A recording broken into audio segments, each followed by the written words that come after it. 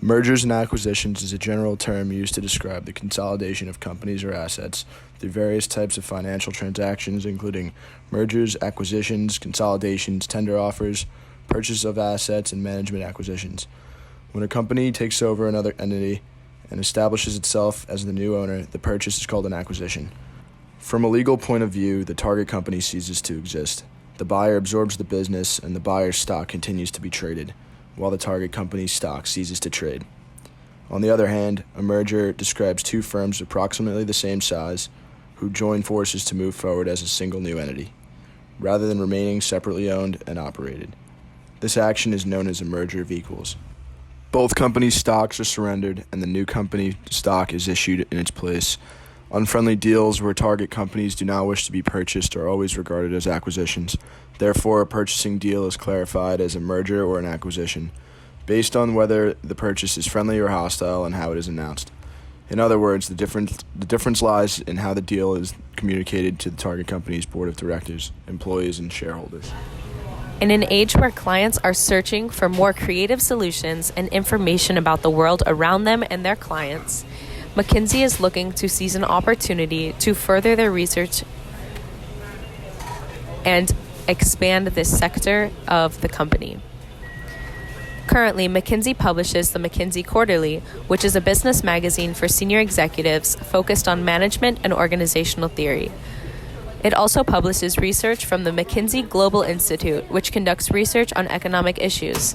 In addition, the company funds the McKinsey Global Institute Research Organization, publishes reports on management topics, and has authored influential books on management. But we are looking to expand more. Forrester will provide a unique growth opportunity in the technological and research sectors. By merging with Forrester, we will be able to expand our capabilities and research offerings and create more innovative solutions for our clients across the globe. Setting the stage to become one of the leaders of the industry, McKinsey began developing industry specialties instead of solely geographic expansion. This change occurred after they were deemed as lacking industry knowledge. Similar to this need for growth found in the 1960s, McKinsey has identified an opportunity in the present day to merge with Forrester, which would allow them to expand in an ever-increasing competitive space of consulting. As our group has previously discussed, McKinsey has a very strict, cutthroat culture within their company, and this type of culture was actually developed in 1939 with an up or out policy, where consultants who are not promoted are asked to leave. McKinsey was the first management consultancy to hire recent college graduates rather than experienced managers. And that's created a source of innovation and new ways of thinking among the company. While today we see McKinsey as a leader in the management consulting industry, the company has developed extensively almost over 1 century to become the organization that it is today. McKinsey was founded in 1926 by James McKinsey, with his main goal being to apply accounting principles to management. During this time, McKinsey actually underwent a merger with an accounting firm, but eventually the two leaders of the organization did not agree on management techniques, so the accounting branch and management consulting branch split into two separate organizations. The McKinsey that we know today is the management consulting branch of the original accounting and consulting company. Forrester is a consulting firm that advises companies on how to use technology to promote synergy within their organization and on how to use technology to connect better with their client base. Forrester's success lies in the supersaturation with technology in today's world, especially today's business world. Every company is looking for ways to use technology to both create synergy within their company, but also connect better with their client base, increase their revenue, and better their profit. Forrester was founded in 1983 by its founder, George Forrester Colony. He is now the current CEO of the company. Forrester actually began out of George Colony's garage, where he and a few of his friends started offering technological advice to different companies. Forrester is now one of the leading technological consulting firms in the world. Forrester prides itself on equal treatment of all of its employees. They have a strong organizational culture which is rooted in the satisfaction of their employees. Forrester offers a variety of different services to their clients, including syndicated research on technology as it relates to the business involved, quantitative market research on consumer technology adaptation, as well as information technology spending. Forrester is a global company. It has 5 research centers in the United States: New York, San Francisco, California, Washington, D.C., and Dallas, Texas. Throughout the world, Forrester has research centers in Europe, in Amsterdam, Frankfurt, London, and Paris, and also research centers in Asia, in New Delhi, Singapore, Beijing, and then one in Australia and Sydney. Forrester is a public company and it is traded on the New York Stock Exchange. It trades for $36.17. Forrester has a net income of $12 million a year and employs over 1,400 employees. Forrester is rated as one of the top companies to work at in the United States due to its dedication and importance on employee satisfaction. Another one of Forrester's maxims is a team-centered environment within the organization. Forrester feels that when you combine individuals with different knowledge bases, different traits, and different skills, you only encourage prosperity and it leads to a growth in new ideas. The scenario is that our organization is merging with another organization, Forrester with McKinsey. The CEOs and their management teams from both organizations need to negotiate on the following items in order to complete the merger. So the first is, what will our leadership team look like? McKinsey acquisition of Forrester will keep the McKinsey C executives, and Forrester executives will keep their title under a new division in McKinsey. McKinsey will absorb Forrester to create an internal parallel that will specialize in technology consulting. Forrester's leadership team will remain relatively the same, but be housed under the McKinsey C-suite executives. What products and or services will we sell? So we're going to sell research, analytics, consulting, and other related services. McKinsey is already renowned for its consulting services with their package data, data insights, and case studies. And Forrester is very renowned for its research and its research software. So they're going to combine together to sell data to firms for market research pertaining to mergers and acquisitions, along with other services. Who will be our primary customer segments? So basically any business trying to improve their strategic performance, management, products, etc. At first, we're trying to work with relatively large companies and maybe small governments. But in the future, we're looking to expand customer segments by maybe appealing to startup and small mid-sized companies. Which supplier should we use? So we aim to keep McKinsey and Forrester employees. However, we look to lay off the bottom 15% of employees based on their performance evaluations, only in overlapping departments. Both HR departments will develop a method of comparison between performance evaluations of the two companies for reference and comparison. Companies will then try to integrate teams so that employees all work together. Who will be our main competitors?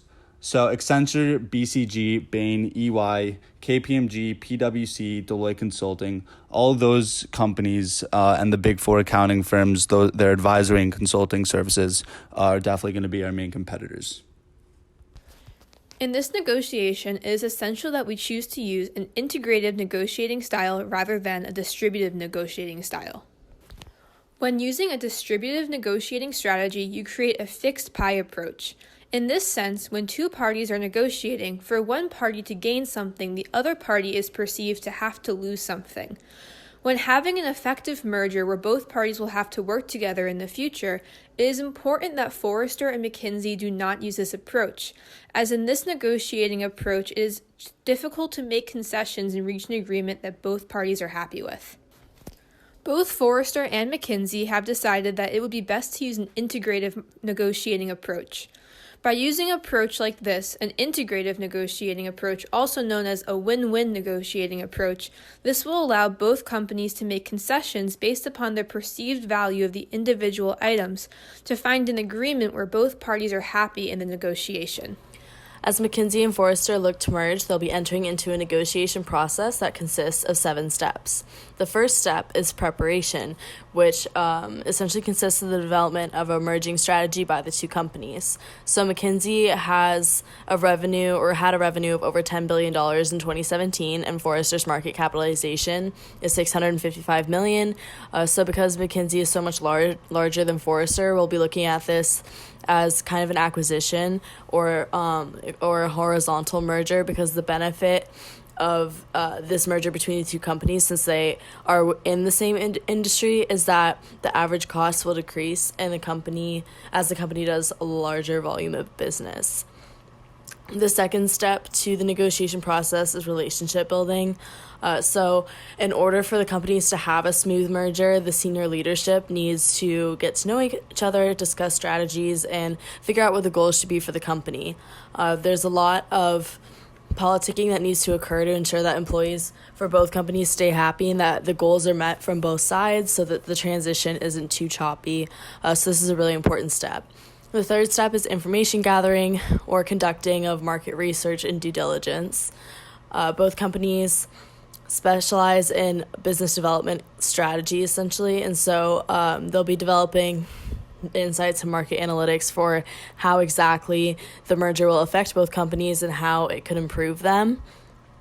So we'll be able to use internal expertise to be gathering this information, and then we'll be using this information in the fourth step to combine the expertise of the two companies to achieve greater results together. So Forrester specializes in market research in relation to potential impact of technology, and McKinsey specializes in the overarching industry of management consulting and operates in almost every industry to date. So Forrester's expertise within the technology market will be enhancing McKinsey's product offering or services of their management consulting within technology as well. That is allows us to move into the fifth step, which is bidding, or essentially raising capital for the merging process or finding potential investors. So merging fees would likely come out of the merger and acquisitions budget for both companies. McKinsey in the past has had major acquisitions of Lunar, Lixto, Quantum Black, Veriday, and other companies, and Forrester has acquired Serious Decisions in the past, so they both have experience with having to raise capital or using their allocated funds from M&A. Finally, they close the deal, meaning the two companies sign the contract, and then they're going to be implementing the agreement in step 7 of the negotiation process, making the two companies finally merged. Conflict is a state of discord between people or groups of people working together caused by an actual or perceived opposition of needs, values, or interests. There are many different players who take part in a conflict: organizations, people, departments, stakeholders, customers, suppliers, teams. And when you have such a big merger like McKinsey and Forrester, there's obviously going to be conflict. 3 types of conflict that they're going to have to deal with are substantive, effective, and process. Substantive conflict deals with aspects of team's work, and it can be productive if used with political skills to resolve. So, for example, during this merger, there might be a disconnect between both organizations about whether they should move forward in becoming more oriented toward McKinsey's values or Forrester's values.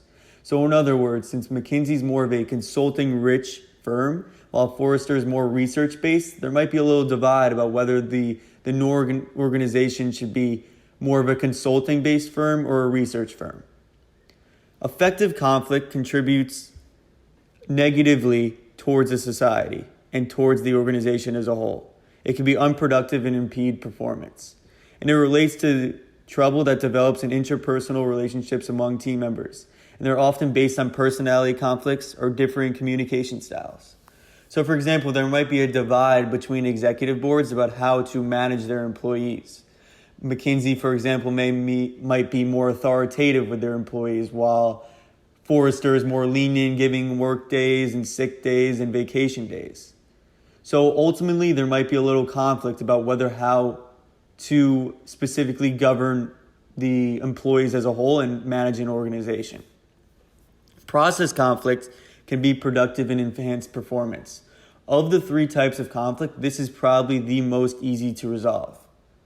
So at first, these conflicts seem very simple, but there might be deeper roots and more complexity that appears underneath the surface. Process conflict often benefits from the intervention of an organization's leaders, and it can be resolved by using active listening.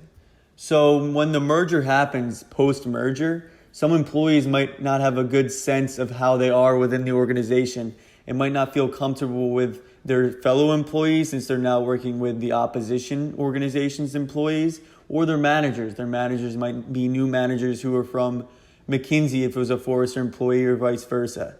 The best way to resolve this conflict within employees, manager to employee, or within the executives is by active listening. So really actively listening to problems, understanding both sides of it, and that's the best way to resolve it. This is the easiest conflict to resolve because it is simple in the fact that it just involves appropriation of active listening and understanding of both sides of a story. So that is why process conflict can be solved as well. Hi, my name is Vanessa Sachs, and I'll be speaking about the various conflict resolution styles that arise in negotiating conflicts within an organization.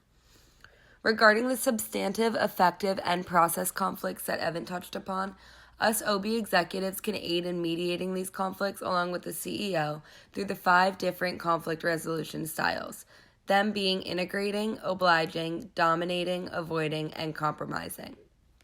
Using the integrating approach, aligning with the integrative negotiating approach Haley touched upon before, McKinsey and Forrester can use a win-win approach to negotiate conflict regarding the merger by focusing on the perceived value of initiatives rather than the physical value, thus allowing parties to effectively make concessions to find a situation that benefits both parties. By negotiating conflict in an obliging manner, as we have heavily touched upon before, Forrester is clearly more focused on the research and analytics sector of management, while McKinsey is more specialized in management consulting, even though both companies provide research, analytics, and consulting.